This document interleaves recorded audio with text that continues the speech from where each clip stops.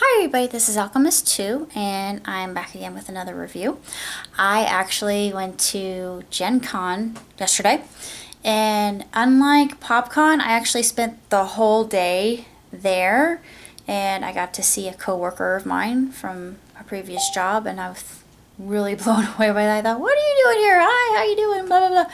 Start talking and reminiscing and wondered where I was. And I didn't cosplay, I was just myself.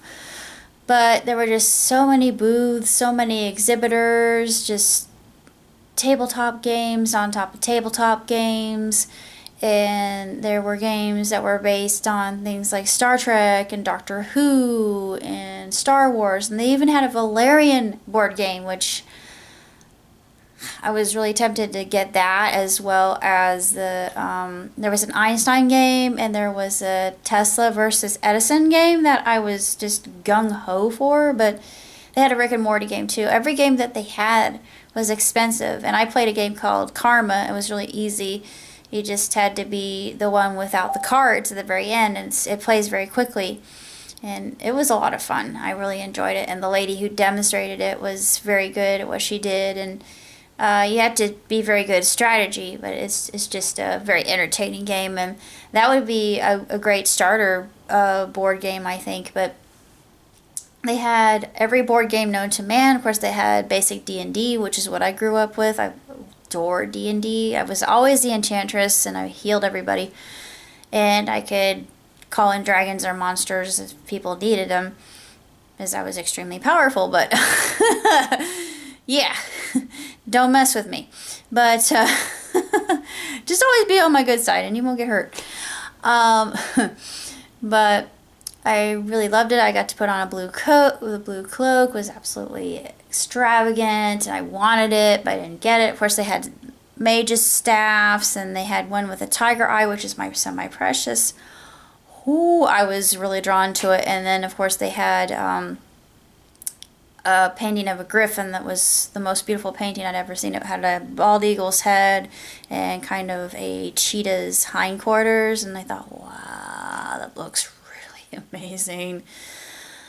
Too much for me. Everything that I saw, even the leather works, it was just way too effing expensive, so I steered very clear. And then afterward, I went to Banker's Life. It used to be known as Conseco.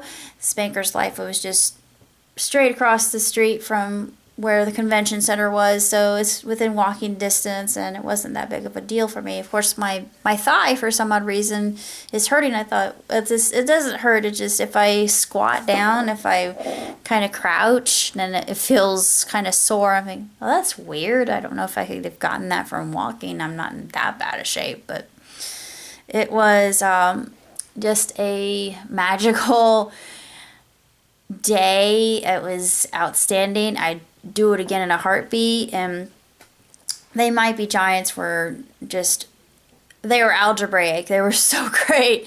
They played every song that, I mean, all the greatest hits, and they did a lot of their educational songs, like The Sun is a Mass of Incandescent Gas, which I really love. And they did Mesopotamians, and then they sang Istanbul, not Constantinople. They sang Robot Parade, which made me really happy. That a lot of their children's songs, and then they did a lot of the more well-known, like Anna In and Birdhouse in Your Soul and Fingertips, and what else did they sing? They sang quite a few other songs that were really, really good. Like Don't Let's Start, but Don't Let's Start was one of their first really big hits, so everybody knows that one, and of course I knew all the words. Those were like, I know every single word, because when I was younger, I grew up with it. When I was in college, it was my declaration to the world that I'm going to be a hipster for as long as I live. I mean, they are a hipster band. They're very quirky. They're very eclectic and eccentric, and you know, they love what they do, and it's very clever what they write. It's funny stuff, and you know, I think that's what introduced me to songs that don't necessarily have to make any sense, but are just fun, and they're just out there, random. And I thought to myself, if you paired that with David Lynch, what would you get? Whoo! Yeah, that would be a very. I wonder. I would probably be the first, but at some point in time, if I ever get into animation, I want to do 32 footsteps, just because it's a very weird song, plus animation to it would look really cool. As I already have in my mind how I would set it up, but of course I don't know how to do animation yet, so I have to learn. So I have three things set in front of me: animation, film, or ESL, and I'm not sure which one to pick just as of yet. Well, we'll see. Three different highways that are all very interesting. I don't think the photography one would be very lucrative. The ESL thing would be just for a short period of time, but I would have culture shock like nothing else. But it would be worth the culture shock just to have that experience. I want to go to Japan and teach English. But no, I would definitely stand out because, first of all, I'm whiter than porcelain, so yeah, I'm as Caucasian as they come, except I have 1% of North African blood in me. I guess that counts for something, but let's see. Beyond that, like I said, I've got my cosplay. I've got both cosplays recently. The people from one of the cosplay sites I go to, they said, oh, your cosplays aren't going to arrive until September. Well, guess what? They actually arrived a little bit earlier than that. I had to go online and get the wigs for both, but they'll come, and I'm going to be cosplaying as Galco-chan. At first I thought I was going to be Lukoa from Miss Kobayashi's Dragon Maid, which I could have done anyway, even though the tube top that I have is... Ooh, yeah, it's a little revealing. Normally I wouldn't do something like that, but I feel more confident about my body, even though I have a little bit of a belly. That's the only part of my body I don't really like, and I've tried everything. I exercise, I eat right, but it's still round, it's still there. I guess that's what John Bastow would can't even talk, but I think that's what John Bastow would call your happy weight, because that's how your homeostasis works, and just that's how women's bodies are that way. They store fat just in case. It's just our survival mechanism. So I am pleased with myself. I'm pleased with the way I look. I'm more confident. I looked at one apartment, and I'm going to have to look at some other ones. I'm not sure which ones I'll look at, but I need to get out of this town. But Gen Con was unbelievable. It's the most incredible experience I've ever been to. There were just so many different things to look at, and it's just a feast for the eyes and the ears. And they had people playing music and medieval garb, and they had people dressed up in Victorian era costume. Of course, I thought of my cousin who does reenactment costumery for a living. She gets paid commission, and I love to see her craft, what she sews, because it's just, I wish I could sew. I could sew, or I could just sew a button. That's the that is the extent of my sewing ability. Yay, home ec! I learned something. I know how to cook better than I know how to sew, so at least I can live and survive and thrive, but you can't sew worth a piffle. The concert was just, like I said, it was rad, and I loved it. I hope they come back. They liked us. I think they did. We did a wave, and then during a robot parade, we were a human theremin, and he said, "You have to do better." He did this in a robot voice. He said, "You have to do better than that. Start low, go high, don't stop."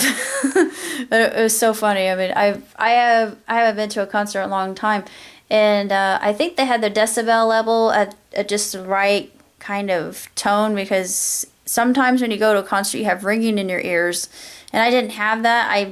The strobe lights, They didn't bother me. I don't have epilepsy, but for those who do, I thought, you guys, you should have said something about that. But it didn't seem like anybody had any issue with it. It didn't bother me. But that's about all I have to say about Gen Con. If you ever come, just it's it's just surreal. It really is. It is something that you must experience at least one time. It's just so much. It's like I said, it's a literal wonderland, and I met so many cool people, and it's awesome. And seeing the cosplay is cool too. I got to see, of course, Constantine cosplayer was there. The lady who had her service dog was there again. He had a fez on. I took a picture of a Doctor Who cosplayer who gave me a jelly baby, and I loved him for it. He said, "Oh, go to the Doctor Who booth. They're selling them." Went over there. They're out. And they had Jammy Dodgers. There was a guy who came in as Stormtrooper from Spaceballs. I was very tempted to take his picture because I love Spaceballs. They had odds and ends. They had a Ruby cosplayer and a Young cosplayer, and I thought, oh, my friend would absolutely flip over that because he loves Young. And yeah, Ruby's cool too. I like her. And there was a Kiki's Delivery Service cosplay, Poison Ivy, Harley Quinn. I saw a little girl dressed as Wonder Woman. She had a little tutu on. Oh my God, she was just so cute. Oh, I wanted to eat her up. She was adorable. They had guys that were dressed up as wizards. Oh man, I really wish that cloak, man. I wanted that cloak like nobody's business, but I couldn't afford it. But maybe someday. Perhaps Alchemist 2 will become an actual alchemist or Supernova Cleric or whatever. That was one of my screen names, Supernova Cleric. But yeah, I'm not sure which I like. Either name I have now, Supernova Cleric, or Azure Mist 02. Azure Mist is actually more of a wrestling persona that I came up with. She's a I know she comes off as kind of a luchadora. She's not, because she doesn't have the mask. But she kind of dresses like a superheroine, and she's more of a pacifist than anything. She doesn't really fight unless she has to. If somebody's in danger or her family's in trouble, she'll fight up to the death. She will die for other people and sacrifice herself. But she has a lot of interesting aspects. Like she has a laurel wreath, and she wears a little rainbow as a belt. Of course, that's just I got a little thing. It was a gay pride thing.